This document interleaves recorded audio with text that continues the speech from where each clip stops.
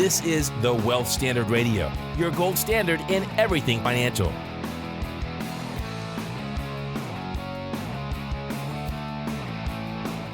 How's it going, everyone? This is Patrick Donohoe, and we are about to start episode 161 of the Wealth Standard Radio. And this is going to be a cool topic today. The Olympics is going on, and there are, I don't know, I find a lot of kind of satisfaction in seeing that, and I always try with movies or TV shows to pull out really kind of some life lessons, things that I can apply. And on I think it was Thursday or Friday. I noticed these two guys, really brilliant guys and smart, and they were talking and they were in this intense conversation. And so I go in there and I'm like, hey, and I think you guys, what were you guys talking about? I can't even remember. We were talking about cars. Cars? Yeah. And I was like, hey, and we started getting into like the Olympic stuff. And I'm like, hey, let's do a podcast about the Olympics. Anyway, so I have my good friend Bill Fogergren and Will from the Street. That's right, Will from the Street. Will Street's in-house. We're going to talk about the Olympics today, right? We have just a couple days left with some of the main competition, and it's exciting this year. So we're going to get into kind of some lessons that we're taking away from it, kind of a cool conversation we had the other day, and I think you guys are going to get a lot out of it. So before we start, though, make sure you head over to our website, learn more about Paradigm Life and the financial principles and concepts we teach. And we have a free e-learning program. Spend a lot of time, energy on really developing that for those that have an intrigue of figuring out a better way to organize and manage their money and their wealth. And so you can access our e-learning program called Infinite 101 by going to our website and registering there. Okay, so let's get into the Olympics. All right, so the first thing, because we're going to get into, Michael Phelps, and we'll get into Gabby Douglas, and we'll get into, some of the other things that are going on with, Usain Bolt and some of the kind of the celebrities that have been created, by the Olympics. But first, let's kind of discuss the nature of the Olympics and just how profound kind of this year is compared to previous years. Now, I was mentioning to you guys, with social media, right, you now have access to not just information in the present, but also in the past. I think it's been really cool to see just the contrast, right, between Olympians of like the 1930s and 40s and 50s and 60s and the Olympians today, right? And I think it's fascinating, right, because you see that, human nature is always improving. It's always, now it may be by like tiny margins, but they add to another tiny margin, to another one, and they just continue to compound and add. And today, with what we have as far as expectations of an Olympian, right, what would it have been 50 years ago, right? The Olympians of 50 years ago or 60 years ago, okay, what would they qualify? Would they even get close? Would they win like, high school competitions? Who knows? But that was, as you guys have been looking at, some of the, whether it's gymnastics or running or track and field, what have you guys seen as far as that contrast? And how would you relate that to, some of the Olympic records that were being broken in the last couple of weeks, the world records that are broken, and just like that kind of continual idea of always trying to push the limits, doing what seemed impossible for the day. What have you guys kind of taken from that idea? Well, I think it's interesting to look at even 20 years ago. When you look at maybe the Olympics we had in Atlanta or even Barcelona, like those Olympics, how the athletes prepared then compared to how they prepare now, and the pressures that they have on them.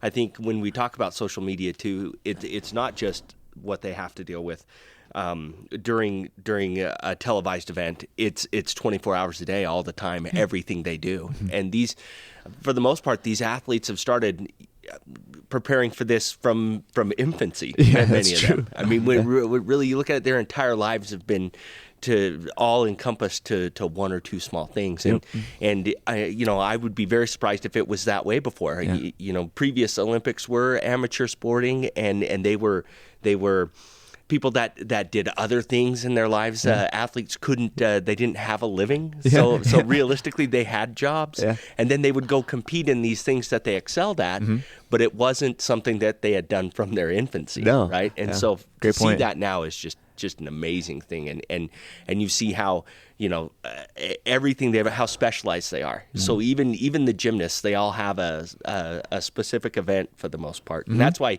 Or a specialty. A specialty. Yeah. That's why Simone Biles is so amazing, because she's great at everything. Well, most of them are just great at one or two things, and they've done that since they were as long as they can remember. I know, and you look at they play their videos, like their home videos growing up, and they're jumping all over the place. It's fascinating. It's become their life, right? It is 100%. They give up proms, and they give up kind of the normal upbringing to dedicate themselves to really moments. Right, a couple of hours here and there of performance. Not even that. I mean, if you look at some of the running races, it's a few seconds long, right? It's 4 minutes long. It's 10 minutes.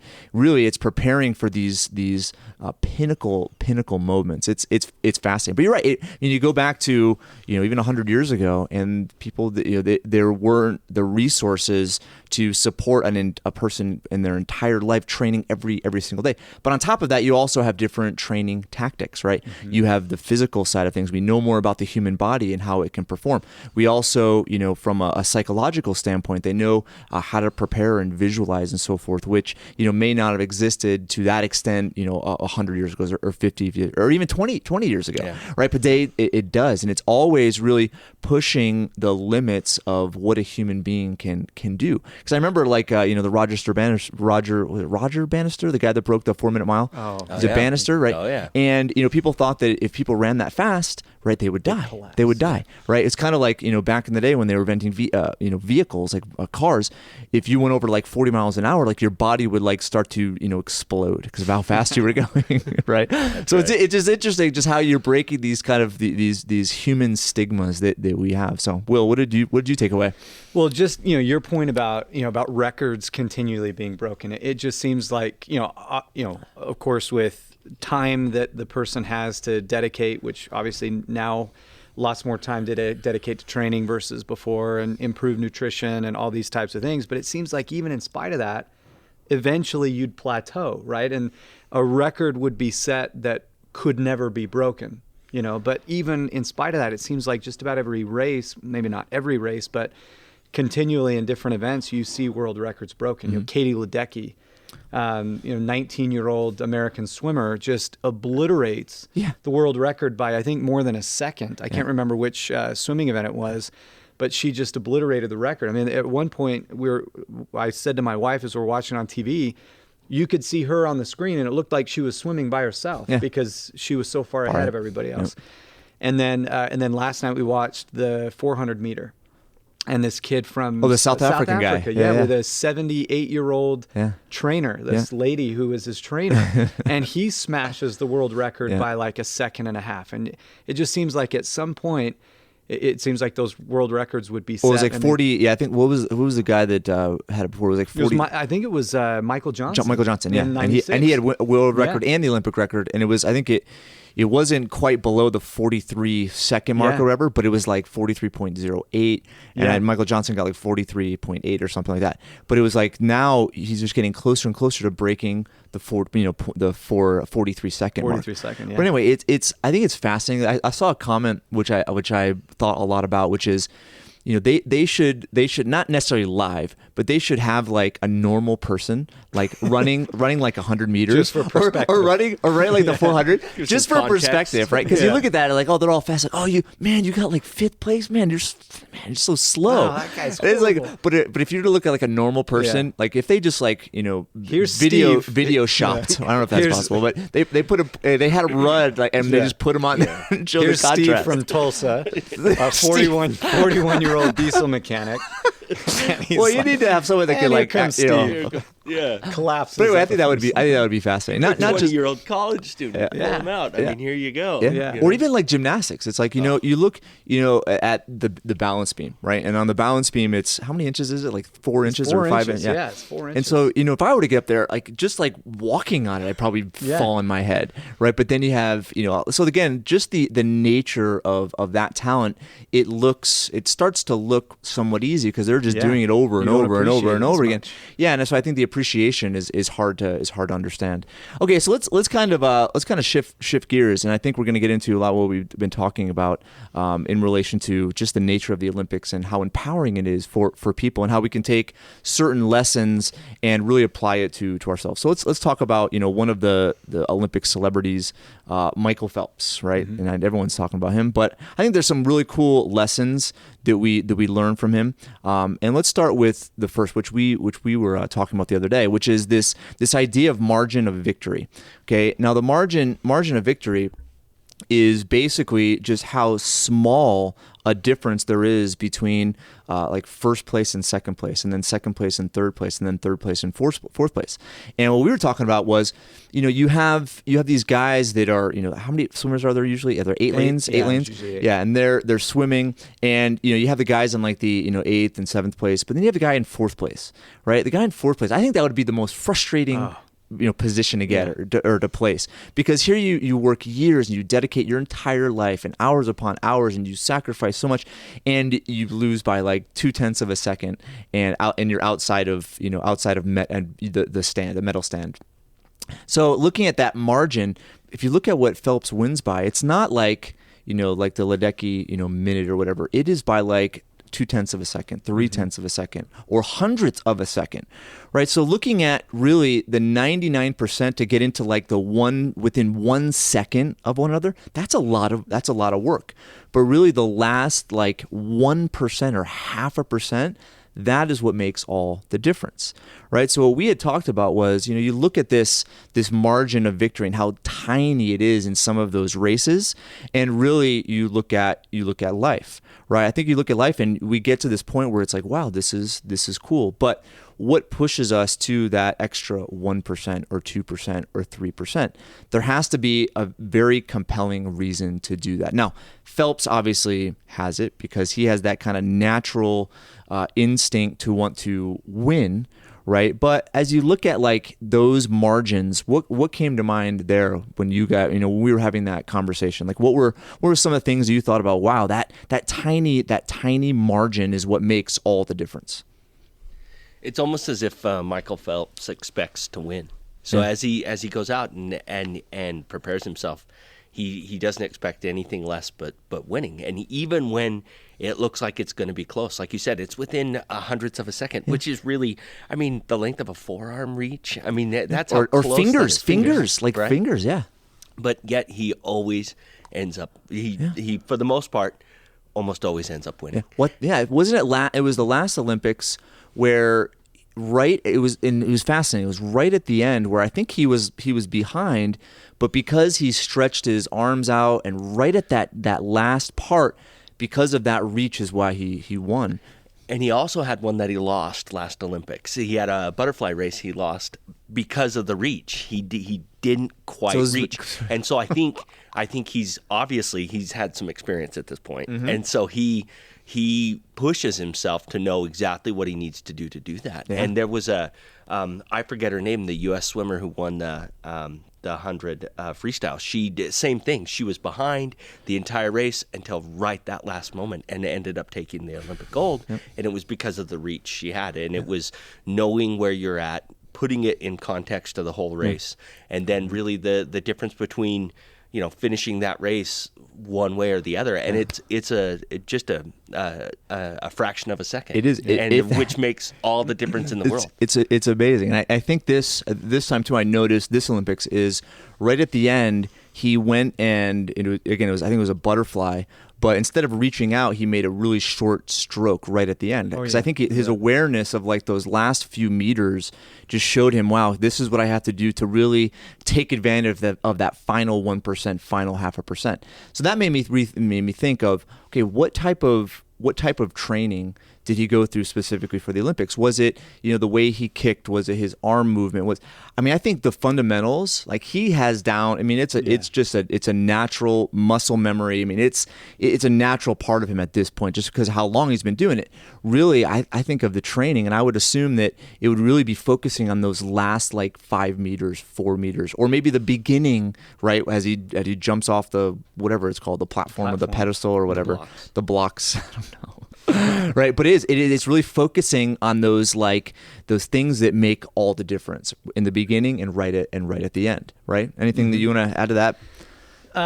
Will from the streets. I remember just kind of on this same vein, after they interviewed Katie Ledecky, I can't remember which race that she swam, but she won.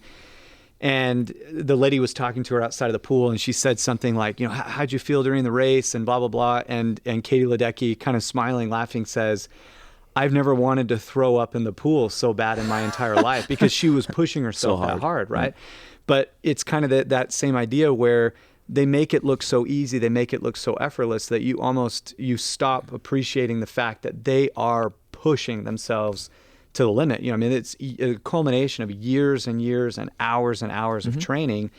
And it's like they know that window of opportunity is so small, and they're just going to leave it all on the field. Yeah. So I think if you look at, again, applying this to whether it's life or applying it to business, I think we oftentimes focus on like the big picture, but we don't pay attention to those little things that really push us over the edge and really make the difference.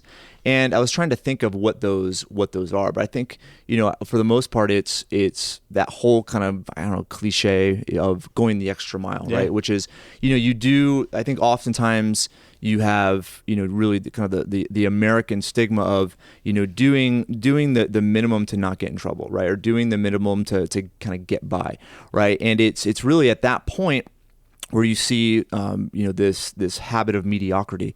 So looking at, what to do to make the difference, it's really those moments or those things that you can do, whether it's, staying later or spending more mental power figuring this out or figuring that out, or really having a different motivation to maybe solve this problem or help this person. I think those small marginal moments really in life, I think, are what make the difference, right? Because I think today, as our lifestyle would be the envy of like anybody 100 years ago, right, or 200 years ago. But yet, what makes the difference today? I think it's the same principle as far as the Olympics, right? 40 years ago, right? 50 years ago, maybe 100 years ago, maybe I could compete with running. Maybe not, right? But what I'm saying is like the average maybe high school runner, right, could probably compete with the Olympic runner. Okay, so I think the bar continues to get set in the Olympics, but I also think it's in life, right? Today, I think what goes through our mind and what we're able to do is crazy, right? Because if we were to explain, even for our business, or even explain what we're doing right now, we have these cameras and we're streaming and we're going to post it on YouTube and we're going to, you try to explain that to someone 100 years ago and they have no concept, right? But yet we're at the point with the kind of the cycle of life where, we are doing so much more above the margin because we don't necessarily need to go and kill a cow or harvest grain to make bread, right? We don't have to do that. We don't have to do that anymore, right? We're able to now focus on higher marginal things, right? To continue to improve our lives, to improve others' lives. And really, I think as you look at human nature, you have to kind of take that into consideration and realize, wow, what can I do to keep pushing that margin, keep pushing that limit? Because I guarantee, maybe they don't phrase it just like that, but look at all athletes are trying to say, and I bet they'll go back and look at their tapes and look at video and look at, well, I could have done this and done this. It's just those marginal things, those tiny things where they could have been better in balance, or they could have maybe ran a little bit harder on a vault, or they could have got off the blocks a little bit quicker. It's amazing just how those tiny improvements is where the majority of focus is on. Is that crazy? Yeah. And I think Katie Ledecky is a great example because as she swims, they look at how she swims, and she is head and shoulders above anybody else, right? So here she's finishing seconds and half a pool length in front of everybody else, and these are the greatest swimmers in the world. These are not slouches. This is not you and I out there. It's not you and me. So this is everybody she's beating, and when you look at how she swims, she's got very specific things they talk about within her stroke that put her head and shoulders above everybody else. How she moves her fingers, how she digs into the water, is that crazy? When she kicks, and how she chooses to kick over a distance race. All of those things end up culminating in this big thing. Yeah. And Pat, I thought you mentioned something really smart. You said, hey, could people even imagine this 100 years ago? Well, you think 10 years ago, really, if you look at the technology that's changed since, say 2006, the ability to stream this and Facebook and to connect to other people and how quickly that's changed, why would we continue to do the things that we did 20, 30, 40 years ago? And because they don't work in today's modern era.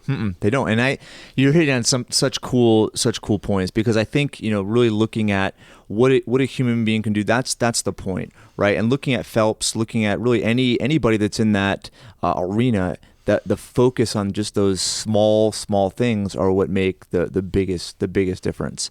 Okay, so let's talk about a few of the things that relates to Phelps. So, one thing I think is the idea of dealing with adversity, right? Because I think Olympic athletes, they put themselves in the spotlight, right? And whatever they, say, whatever they do, the facial expressions they have, like everybody places some sort of meaning on that. And so I think oftentimes, Olympians, they are put into, part of what they carry with them is they're put into the spotlight of being a role model, right? Being kind of a representative of a country. And I think that's huge, but also at the same time, they face an extreme amount of adversity.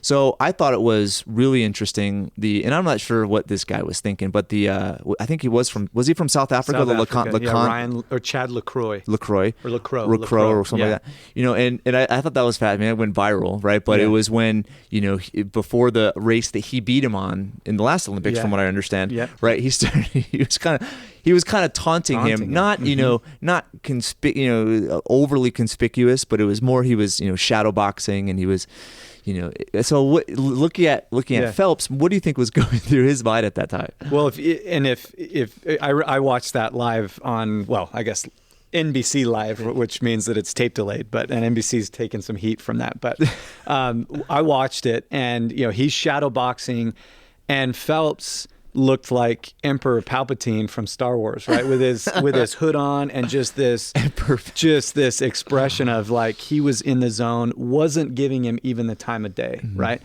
And then when they actually got to the, what do we call it? The podium, the blocks, the blocks. There you go, the blocks. If you noticed, so they were in, their lanes were next door or next to each other, right? And Lacroix was totally trying to make eye contact with Phelps. He was trying to get him to look at him, to give him kind of the stare down. Phelps didn't take the bait. In fact, Phelps, if you remember his body language, he was kind of turned away from him. He was kind of, just sort of, his back shoulder to him, and Lacroix was just doing everything he possibly could to give him the stare down, and Phelps was just in the zone. He wasn't having it. Well, it's his, and I think it was it. I don't know what he used to be able to combat that, right? But I would also think that training, right, and at least the knowledge that there would be taunting, whether it was on camera or off camera, and being able to deal with that, I think is huge, because I would say that the majority of this is not the physical side of competing. It's the psychological, right? And when a person is flustered, their focus is gone. And when their focus is gone, they maybe forget those marginal things that they've trained so hard for. Okay. So again, looking at, Lacroix and his, that I think that empowered Phelps. And it's kind of one of those like catch-22s, right? It's risky, because you're either going to force them to actually perform better, or you're going to knock them off their game. And I think with this, Lacroix totally spent his energy the wrong way. Yeah. And to go back to what you said, I mean, this was the race that in London, Phelps got the silver. Lacroix beat him. He just out-touched him for the gold. And if it like even in races leading up to this was where Phelps' focus was. I think it ate at him so bad over the past 4 years that he got the silver instead of the gold. He had all the motivation in the world. And then when you have this dude shadow boxing and kind of giving the stare down, I think it just added fuel to the fire. The commentators said something about not poking the tiger, right? Phelps being the tiger, and then Lacroix ends up not even medaling. I know. He's seriously fourth place, not even on the medal stand. Great lesson. That was a great lesson. Okay, so I think that's where like that famous the meme came from, which was that him that was like looking at him. And he was it was a picture just perfectly of Phelps just attacking the water straight ahead, and he was looking over at him. And Lacroix's looking straight over at Phelps. That's crazy. Yeah, and it said, I think the quote or the caption said something like, winners focus on winning, losers focus on winners. Yep. Yeah. Cool. All right. Well, there's one final thing with Phelps. I think we'll leave that to the end, because I think this is a very, very important point. But it's the idea of fulfillment, right? Because we learned with Phelps that, with this Olympics, of kind of his background and some of the things that he was doing, because he always had the Olympics as his focus, and that was what fulfilled him. But then he started to lose that. So at the end, we'll kind of focus on how he went through that adversity and what came of it. But let's kind of let's go to a few other of the athletes that are famous and try to pull some things from that. So last couple nights we had Usain Bolt, right? The fastest man alive. Okay, and this is what as I was watching the race on last night, what was fascinating to me is just how his entire preparation, everything leads up to literally like 9 seconds, right? It's like years and years, hours and hours, training and sweat and calories and everything leading up to 9 seconds, right? So talk about margin, right? And again, looking at these guys run, if you were to put like a normal person up against them, like it's hard. It's because they're all like fast, right? They wouldn't be there if they weren't able to have a natural ability to run faster than anything. But yet, we go and we look at them, but at the same time, it's just how fast they are when the camera is following them is fascinating. So the 9 seconds. So looking at that, let's talk about the mental game there, right? For that, just that 9 seconds, because 9 seconds goes by like that, right? And it's one of those like, how do you prepare for just tiny moments like that? And I think it's when you look at it, it's every movement they've got. So from their cadence, how they move their arms, to the position of their head, to where their eyes are focused. I mean, that race is so fast. It happens so fast, and it's over so quickly that everything comes down to very specific movements. They know exactly how many steps he can take in that time period to get to where he needs to go. They know how quickly his head needs to reach a specific position off the blocks. So they're ready to go. And you have to be focused to be able to do that. And the difference between first place and fifth place is just a fraction of a second. It's half a step in how quick they are. But that makes all the difference in the world, right? Nobody even looks at the 8th place runner in that final. No. And you have to think that final has taken 4 other races to get there, and 16 heats of those 4 races, and also the qualifications, the months before. That's the thing. So it takes really 4 days of work to get for that 9 seconds, and 5 other races. Yep. So it's amazing to see the focus that they take. Yep. The thing that really surprised me is I watched the U.S. volleyball team play, and I watched them play China, and it's the team women's volleyball. And as they did that, they showed their psychologist in the stands. Oh, really? And as he was taking notes, and he was going over specific things that he's going to probably bring up with them later. Yep. And the difference between winning and losing is not the muscle memory, not the things that they know to do. It is their focus and how their focus is put into play. Yep. I think so. Looking at a couple of things that you said, I think it was what was the guy that ran against Bolt, the American guy, Justin Gatlin. So I think they were showing a video of like the World Championship, and he was beating Bolt, but right at the end, his arm, it was kind of like he prematurely thought he crossed the finish line, and his body started to kind of flail.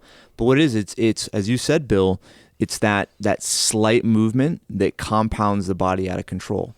Right? If you take the wrong step, or it's not short enough or long enough, then it affects the entire 9 seconds. So it's just that small, tiny movement and lack of focus that compounds the entire thing out of control. Yeah. Isn't that fascinating? Just how just these slight things completely ruin everything. Yeah. What were you gonna say? So I was just going to mention, just going back to Usain Bolt. Well, actually, 2 thoughts. So we were talking before we started this podcast about the guy who jumped the gun, right? Who false started, right? Where that's one thing that and really in any of those events, the high speed events, right? The swimming, the sprinting, is their ability to react to that starting gun, right? Sure. And that guy, It really wasn't even close. I mean, he jumped the gun like crazy, but it's everything in your head. And I would guess that for him, that was a psychological thing. He's thinking, I've got Usain Bolt 2 lanes away from me. Yep. I've got to react quicker than he does. Yep.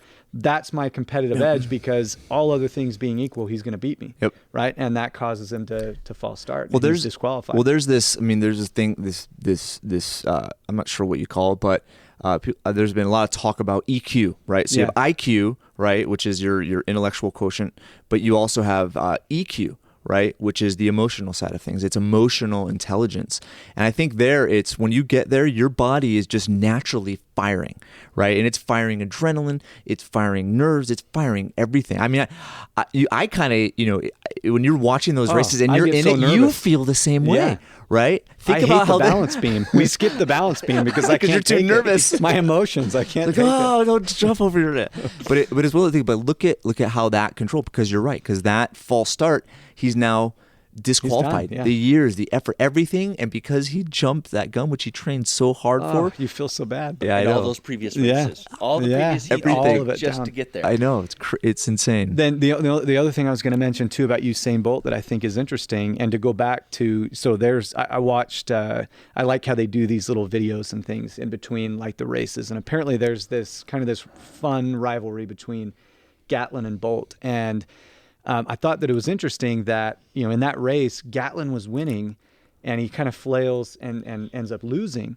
And generally, Usain Bolt is a poor starter, right? That's what they've kind of talked about. Gatlin, on the other hand, is a quick starter. He gets up and out of the blocks so fast.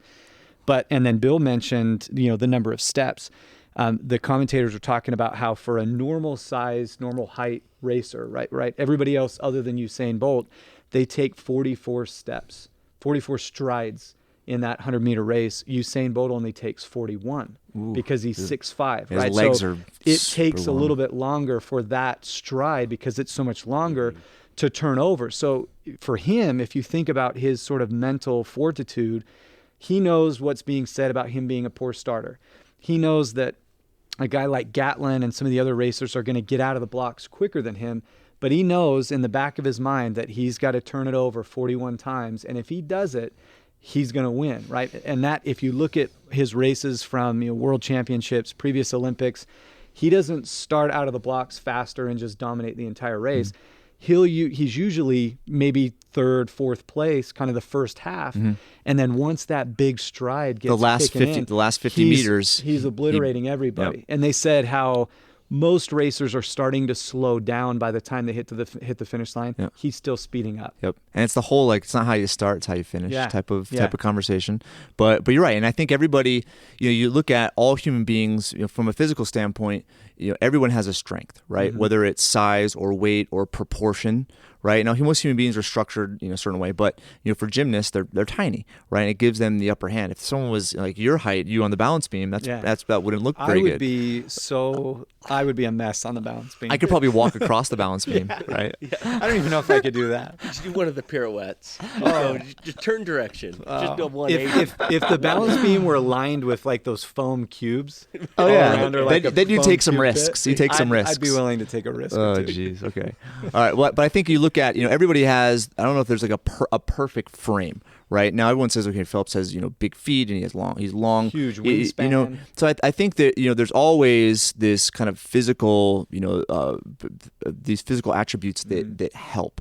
But I think in the end, really, everybody's going to have a weakness. And so where is the weakness made up? And I think a lot of it's the psychology. And I think when you look at Usain Bolt and, really he's become a spectacle because he's an entertainer. He's not a jackass, but he's an entertainer, and he does it. He pulls it off pretty well. Yeah.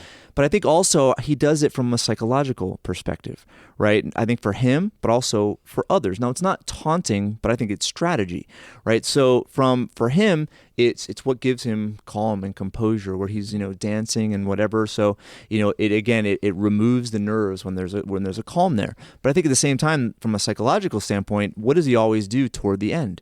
He's always like this Looking and this, around, and he smiling, slows down, right? He slows down. I think he strategically does that. Maybe, I don't know. Maybe I'm just me thinking, but strategically does that, right, to show the other racers that they get ahead of him, and they're like, whoa, I'm doing it. But then boom, he comes in and tackles him toward the end. He's the guy that makes up for it in the last 50 meters, as we said. So I think there's some really cool things to think about there. All right.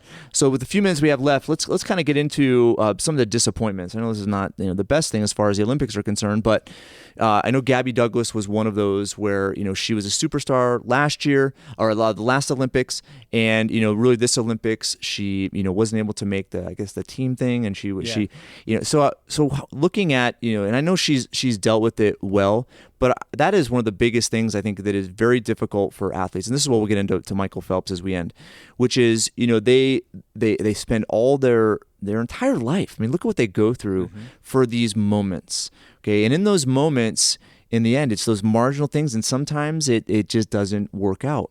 And I think if you look at really Olympic athletes, they have something so special, but yet the application is really singular if you think about it. And I think the Olympic athletes, or just athletes in general, that have really understood what they have and the skills they've been able to gain, it's because they've spent work, they spent effort, they understand what it takes to receive or to achieve a certain end. Right now, their initial end was physical, right? It was athletic. It was the Olympics. It was this event or that event. Okay, but really in life, business, whatever, almost the same principles apply. Yeah. Okay, so from a disappointment standpoint, when the idea of disappointment, what are different ways, what are good ways, bad ways, neutral ways in which people deal with disappointment? Like for her, what are some of the things, because you could tell, right? You could tell that on her face, she's just that it was there. There was some pain there. But in those moments, what are the ways in which people,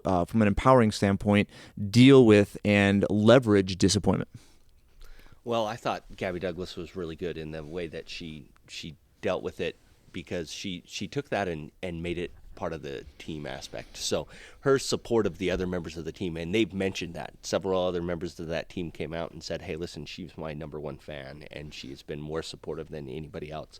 And she didn't get to compete, yet she was still there the entire time and supported those the members of the team that did get to compete. And so, you look at that, she could have chosen to not be there. She could have chosen to have not done the number of interviews. She's taken heat on social media. She's taken undeserved heat on lots of different platforms. And really, she could have just walked away from that and made it very easy. Yet she's made herself available for the press.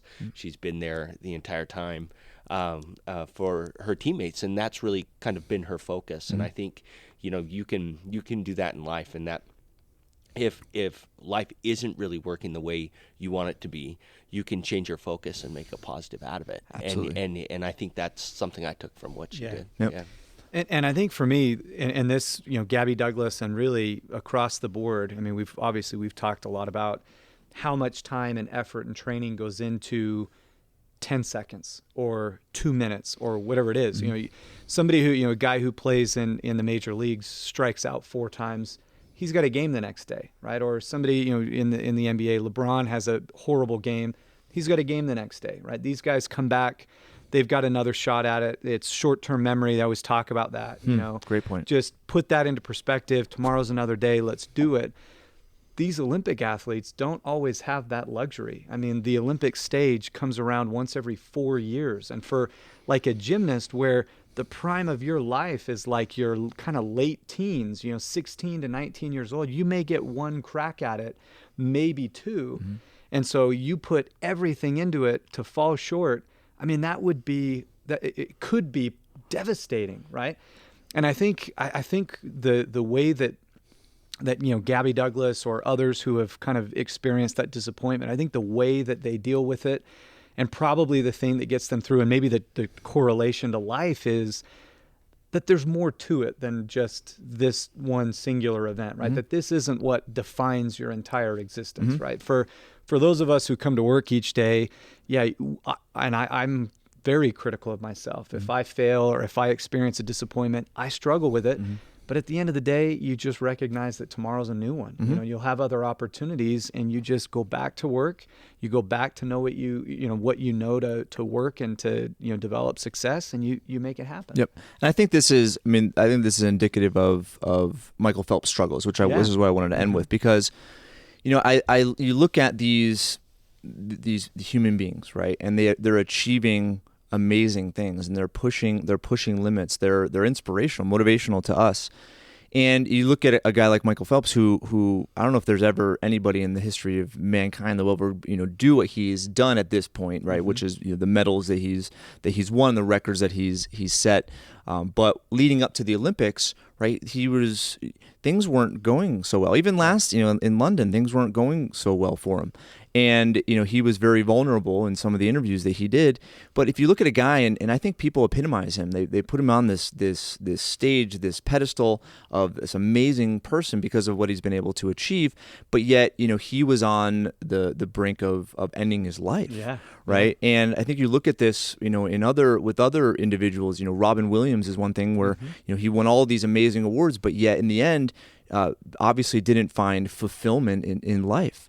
And so I think you look at Phelps, and it's a slippery slope, because you get to that point and you're finding fulfillment in something that is not going to be permanent, right? And that is, I think, very, very difficult. But at the same time, what was fascinating is he sought help. Ray Lewis was one of his mentors through this whole thing, and he really turned his life around in a sense, not from a swimming or an athletic standpoint, but just in general, and being able to find fulfillment. And it was really cool to see kind of him in his interviews and saying, like, my life isn't over. I have other stages. Yeah. And he's come to grips of how to make that transition and find fulfillment and win in other areas of life. And I think oftentimes, with disappointment, we find ourselves with a choice, right? The choice is the disappointment a lesson for me that I can be better, or is the disappointment something that is going to take me out of the game? Yeah. And you look at, especially athletes, and whether it's a Gabby Douglas or whether it's they're experiencing disappointment, but look at all the lessons that they learned from it. And looking at them, I think there's probably been broken bones and hurt shoulders and whatever throughout their career where it's, wow, that's a disappointment, but they learn to overcome it and be better. And that's just the nature of the Olympics, which we talked about in the beginning, which is you're always pushing the limits. And in order to push the limits, you have to fail, right? You have to push, and whether it's failure that is outside of the spotlight, right, or it's failure in the spotlight. And really, I think failure oftentimes is we define it and put a negative meaning on it. But failure is one of the greatest things that we can do, because it shows us, wow, there is a right way. It didn't happen to be that one, but it does exist, and I'm going to go try and do something else. Try this and try that and try that until it works. And I think that perseverance, that attribute, is indicative of why those athletes are at the level that they're at. So I think as far as correlating a lot of these lessons to life, right? That's what we're doing, right? We're trying to find fulfillment. Yeah. We're trying to push limits. We're trying to get to next levels, and it is empowering and motivational because they're doing it on a physical level, but it's also a psychological level, and it shows that a human being can achieve amazing things. Okay, we can achieve peace. We can achieve relationships. We can achieve success. We can achieve fulfillment. All of that is possible. And if it doesn't exist right now, okay, all that we need to know is that it is possible. And if that is what our knowledge is, that's what our perspective is. Now it's just going to take a little bit more perseverance, a little bit more effort, a little bit more self-introspection. And from there, it's doing what it takes to get to that next level. All right, guys. Well, this has been kind of cool. Yeah. That's cool. Talking about the Olympics. And thank you guys for participating. Appreciate it. Cool. Thanks for having us. And everyone, appreciate you guys listening. And we'll be back next week with another exciting topic. And that's it. Talk to you guys later. You've been listening to the Wealth Standard Radio Show, your gold standard in everything financial.